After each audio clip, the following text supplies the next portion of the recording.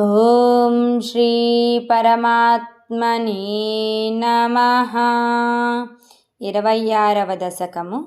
ఛందస్సు శాలిని. ఇంద్రద్యుమ్నః పాండ్యఖండాధిరాజః త్వద్భక్తాత్మా చందనాద్రౌ కదాచిత్ త్వత్సేవాయాం మగ్నధీరాలు లోకే నైవాగస్త్వం ప్రాప్తమాదిత్యకామం. కుంభోద్భూతిः సంవృతక్రోధభారः శబ్దాత్మా త్వం హస్తిభూయం భజేతి శత్వాధైన్యం ప్రత్యగాత్సోऽపి లేభే అస్త్రీందత్వం వ్యత్సృతివ్యక్తిధన్యం. దుగ్ధాంబోధేర్మధ్యభాజిత్రికూటే క్రీడన్ శైలే యూథపోయం వశాభిः సర్వాञ्जन्तूनत्यवर्तिष्ठशक्त्या त्वद्भक्तानां कुत्र नोत्कर्षलाभः.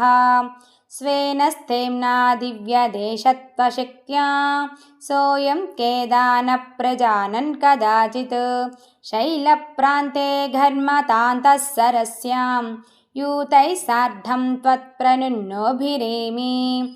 हुहुस्तावत् देवलप्स्यापि शापात् ग्राहीभूतस्तज्जले वर्तमानः जग्राहैनं हस्तिनं पाददेशे शान्त्यर्थं हि शान्तिदोषि स्वकानां.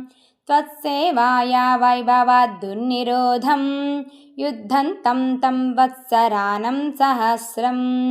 प्राप्ते काले त्वत्पदैकाग्रसिद्ध्यै नक्राक्रान्तं हस्तिवर्यं व्यधास्त्वम्. आर्तिव्यक्तप्राक्तनज्ञानभक्तिः शुण्डोर्क्षिप्रैः पुण्डरीकैः समर्चन् पूर्वाभ्यस्तं निर्विशेषात्मनिष्ठं स्तोत्रश्रेष्ठं सोन्वगादित्परात्मन्. श्रुत्वा स्तोत्रं निर्गुणस्थं समस्तं ब्रह्मेशाद्यैनाहमित्यप्रयाते सर्वात्मा त्वं भूरि कारुण्यवेगात् तार्क्षारूढः प्रेक्षितो भुः पुरस्तात्.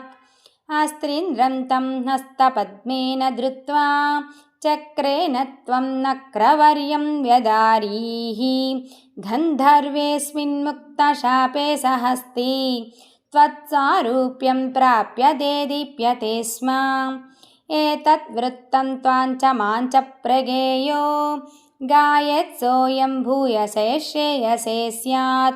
इत्युक्त्वैनं तेन सार्धं गतस्त्वं धिष्ण्यं विष्णो पाहि वातालयेश.